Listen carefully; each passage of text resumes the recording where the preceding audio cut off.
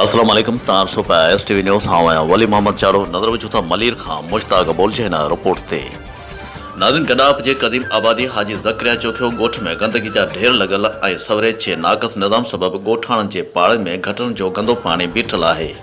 जंहिं सबबि इलाइक़े में बदबू फैलिजी वई आहे ऐं मुख़्तलिफ़ बीमारियुनि मुंहुं कढियो आहे ऐं ॻोठाणा ऐं ॿारड़ा मलेरिया वायरल बुखार ख़ारिश दस्तनि जी बीमारी में मुब्तला थी विया आहिनि ऐं हर तरफ़ रोलू कुतनि जो आधार पिणु वधी वियो आहे, जेके स्कूली शागिर्दनि तोड़े रहवासियुनि खे ॾाढ़े रहिया आहिनि। उन सिलसिले में DMC मलीर ऐं ॿियनि लाॻापियल इदारनि को बि नोटिस नाहे वरितो ऐं सफ़ाई जो अमलो मुकमल ग़ाइबु आहे, जेको घर वेठे पघार खणी रहियो आहे।